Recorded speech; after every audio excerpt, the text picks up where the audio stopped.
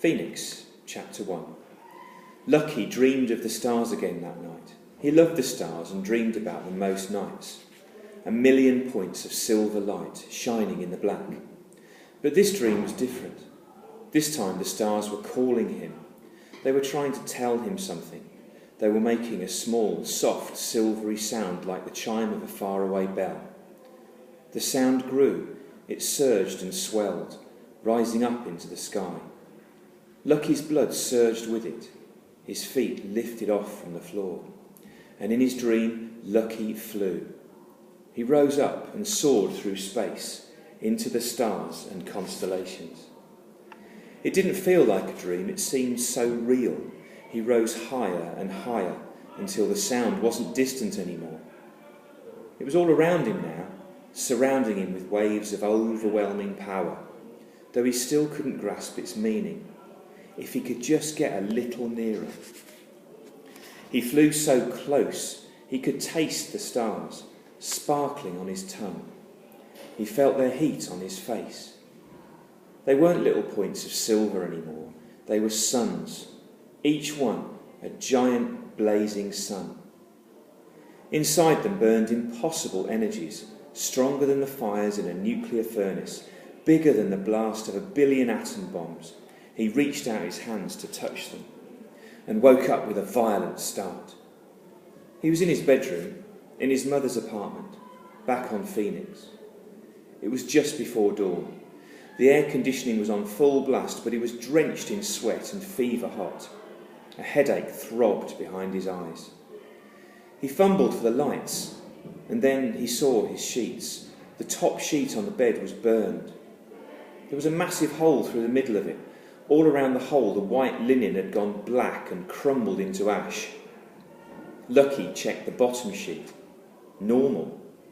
He looked back at the top one, and there it was again, a gaping hole. Smoke was still rising. His bedroom stank of it. He could taste it in his mouth. Panic rose inside him, tightening in his chest. What's going on? He thought, coughing on the smoke. Am I burned? He stood up. Black ash fluttered all around him. He waved it away with shaking hands and examined his skin. No burn marks. He felt exhausted and his head ached, but his body didn't seem to be hurt. It was the same puny, clumsy body as always. Everything else in his room looked normal. The school uniform strewn on the floor, the school bag by his desk, his bedroom walls flickering with star maps showing every system this side of the space wall, and flying among them his collection of model starships. Everything was in its place, undamaged, yet his bedsheet was burned, his room stank of smoke, and there were ashes crumbling under his fingers, smearing on his hands. Did I do this? He wondered. No way, it's impossible. I wasn't even awake. The memory of a dream flickered at the edge of his mind and then slipped away. He powered down the security matrix and opened his window, gulping in fresh air, trying to cool himself. It was still dark outside, but high above the suburban apartment blocks the stars were shining. The sight calmed him just a little.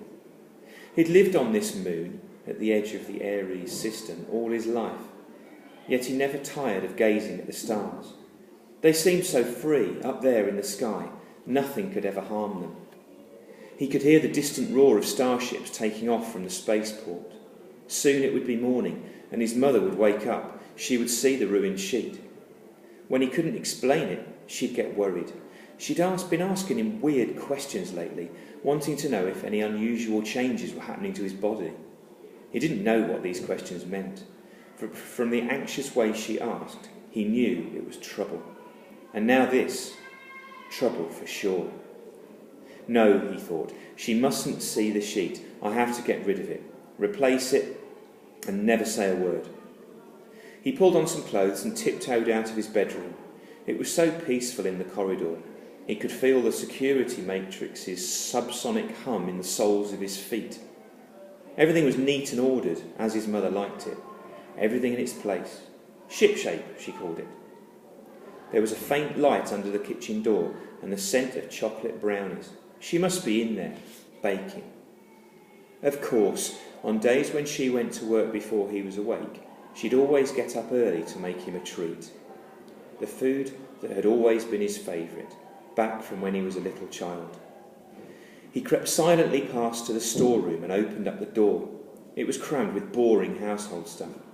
He never looked in there normally and wasn't sure where to find sheets.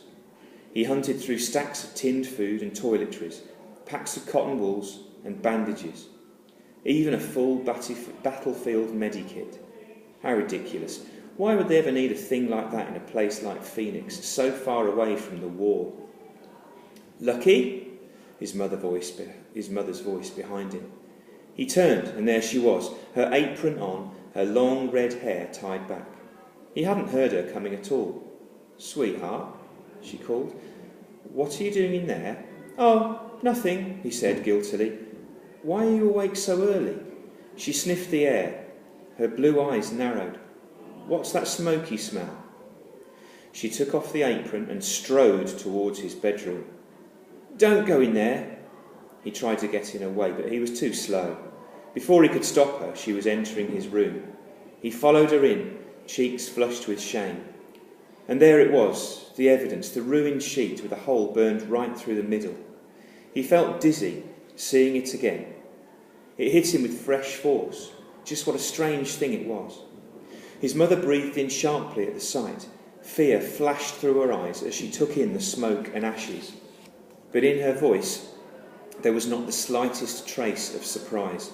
"Please, no," she whispered. "Not so soon." "What is it, Mum?" he said, skin beginning to crawl. "What's happening?" She didn't answer. She went over to the window and stared up at the sky.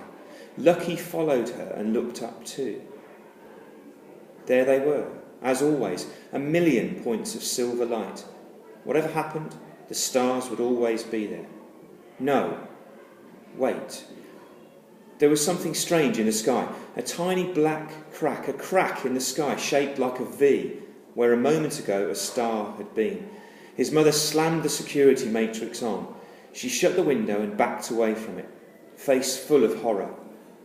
What was that thing in the sky, he managed to say. She covered her face with her hands and breathed in deep, then again and again until she brought her breathing under tight control. Only then did she take her hands away.